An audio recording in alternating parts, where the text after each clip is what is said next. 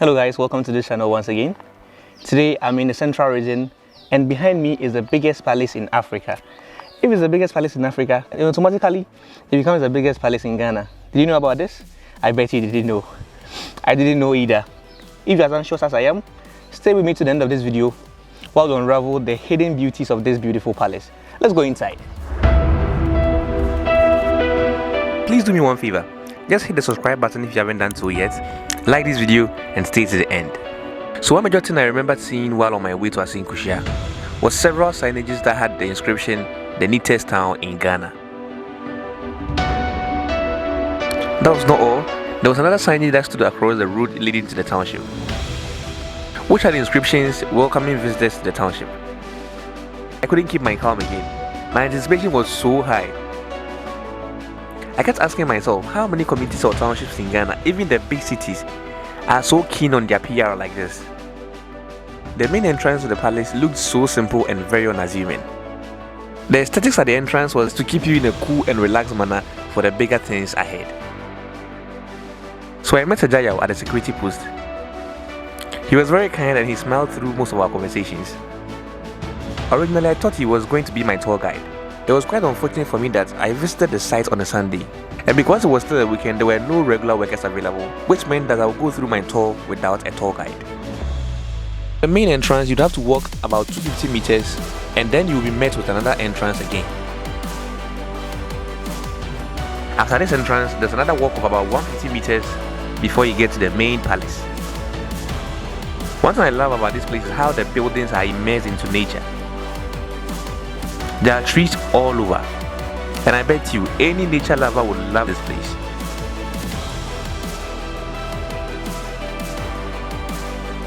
So we took the walk through what I will call the Royal Walkway.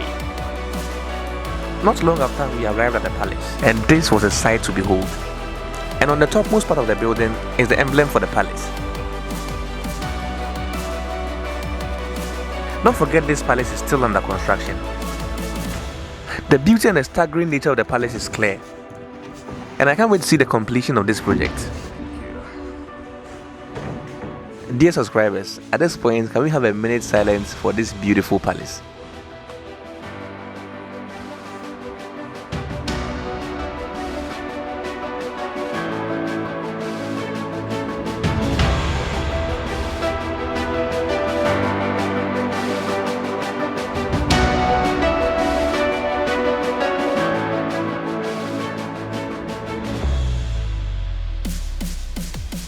At this point, I was so sad there was no tour guide around, because I had a number of questions to ask, but there was no one available to answer these questions for me. What do you guys think? Do you think I should visit the site again on a weekday, where I would have a tour guide to assist me in the tour and address all my questions?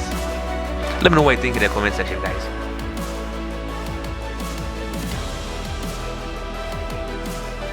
And if you have any other questions as well with regards to the palace, kindly leave it down in the comment section. If I have a response to it, I'll do well to answer. If I don't, probably when I'm visiting the next time, I'll get the answers for you. I've been to quite a few palaces, but the aesthetics here looks very much intentional and that of a well thought through idea which has been brought to life. So this is the main hall the chief and his elders sit for any major public hearing in the palace. The amount of detailing, props and aesthetics that have been added to this place is just priceless. In my honest opinion, if I was brought here blindfolded, I would have thought this palace was a build for a movie set. I doff my hat to the brain behind this. Ehunabo Brim, Nana Pra Achinsem the Seas. No two ways about it, he's a visionary leader. So on the ground floor, we only had access to the chief's sitting area. Thereafter, we had to climb the stairs to go see what was on the first floor. The first thing we came across on the first floor were the chief's footwear, in what we will call in our local dialect as Chow Chow or Aheman Pabwa. There were quite a number of them with variation in sizes, shape and color. And then I came across the scariest of it all. In the olden days when there were war between ethnic groups, this attire was mostly worn by the war leaders. It was believed that not even a gun bullet could penetrate through. The attire is always adorned with sacred and spiritual materials. On this particular one I saw cowries, snakeskin and many others. While this building will serve as a hub for tradition and cultural heritage for the people of Assin Kushea, this is a modernized hall that can hold banquets and conferences in the palace. finally, we get to see a picture of the brain behind this amazing project. Ehunabo Brimnana Pra Agensem the Seas. So this is one of the many citations and recognitions the chief has in his palace. And this was presented to him when he was celebrating his 80th birthday.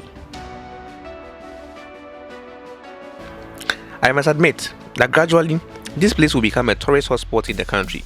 If not, I wouldn't have traveled all the way from the capital to come see this for myself and my cherished subscribers.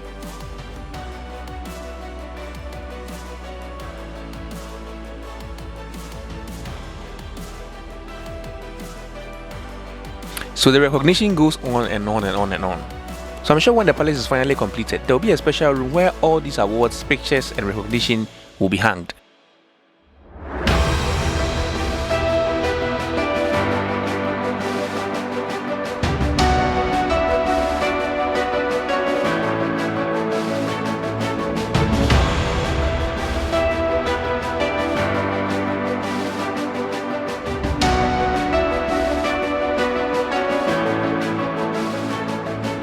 The palace is a simple two-story building but looks sophisticated from inside out.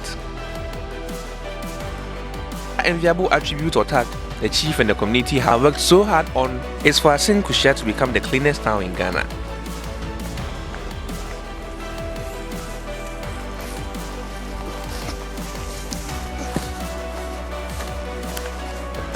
Also soon we're done touring the inside of the palace. And now it was time to do some outdoor stuff.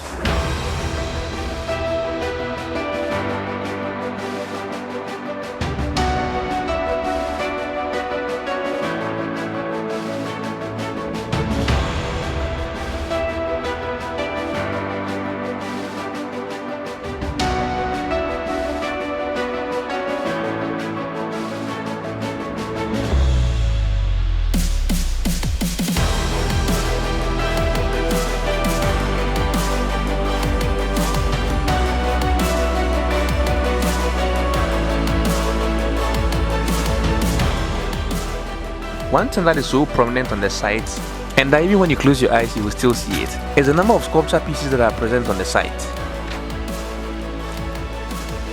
So the palace has its own zoo. It's still under construction at the moment. It's a structure built for, these ones are for ducks, and this, I don't know, it looks like a crane.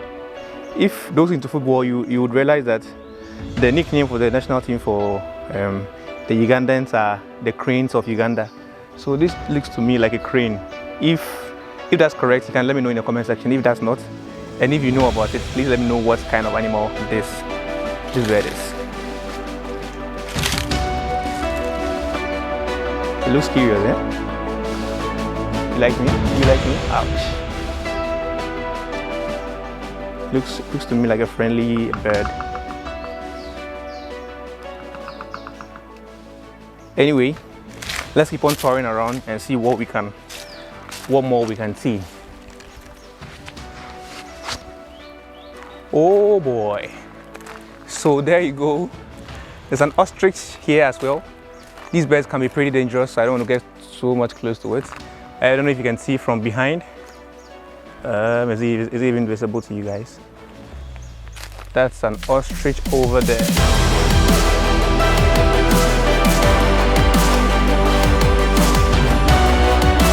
These guys can be very dangerous. They can peck you because of their elongated neck. They can peck you if you get too close to them. They are not so friendly sometimes.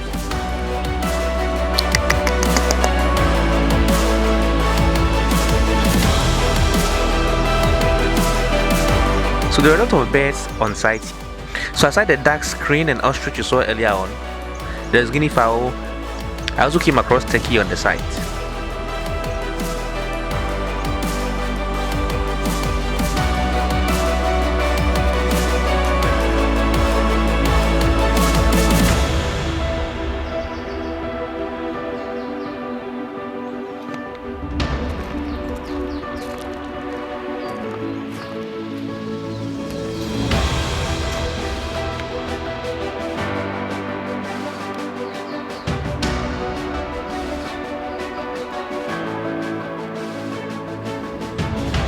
And before I forget, the palace has its own fish pond. So you don't have a problem if you're invited here for a banquet. You'd actually be spoiled for choice.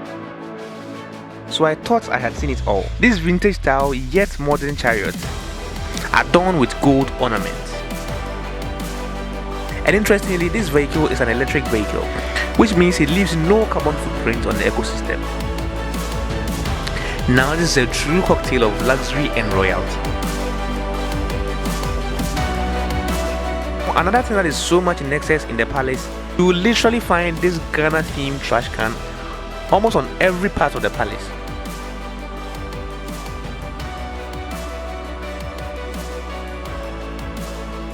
And this is an outdoor space for events and gatherings on the premises. This event space is so huge, it's almost equal to the size of a professional football field.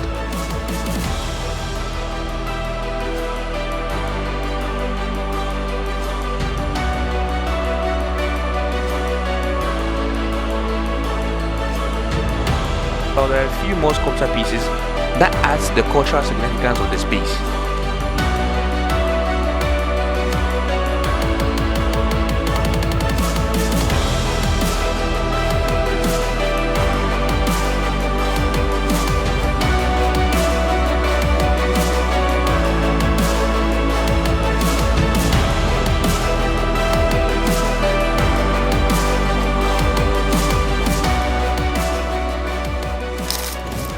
I believe you like what you saw in the video. If you did, kindly give it a thumbs up, share so other people can see this beautiful work, subscribe if you haven't done so, and do well to pass by anytime you are in or around the central region. I'll see you in the next one. Stay positive. Bye.